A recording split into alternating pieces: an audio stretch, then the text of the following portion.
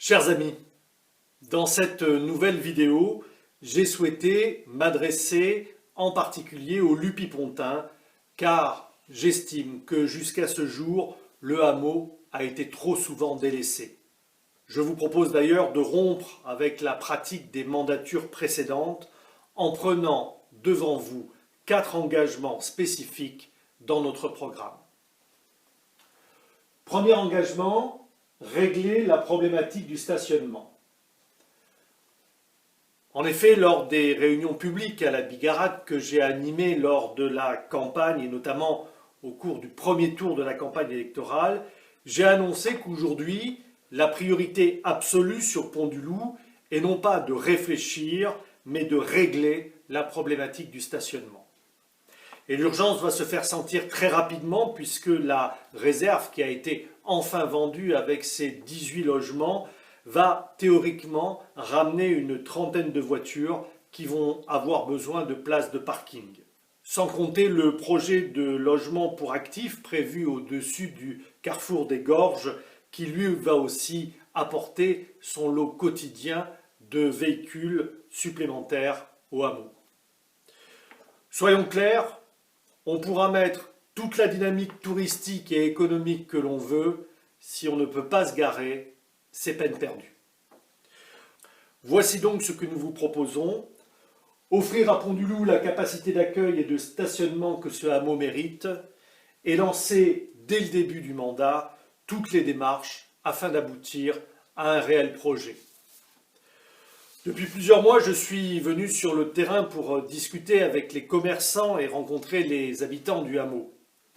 Très rapidement, nous lancerons l'achat de terrain sur les bas-côtés de la route côté rivière, au niveau du carrefour des Gorges, pour dans un premier temps faire des places de stationnement, avant très certainement d'envisager l'étude d'une structure comprenant un parking, quelques logements, des commerces, et pourquoi pas la maison du PNR, puisque nous sommes à l'entrée du PNR.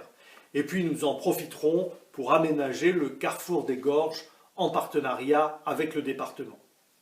Dès les premiers mois de ma mandature, je vous soumettrai le projet afin que nous puissions lancer au plus vite toutes les démarches afin d'aboutir et ainsi d'offrir à Pont-du-Loup la capacité de stationnement, d'accueil et de commerce que ce hameau mérite. Concernant l'engagement numéro 2, améliorer la mobilité, la circulation et la sécurité. Vous l'avez vécu en direct avec la fermeture de la départementale pendant plusieurs semaines il y a quelque temps qui a asphyxié les commerçants et provoqué des nuisances aux habitants. La problématique de la route est importante.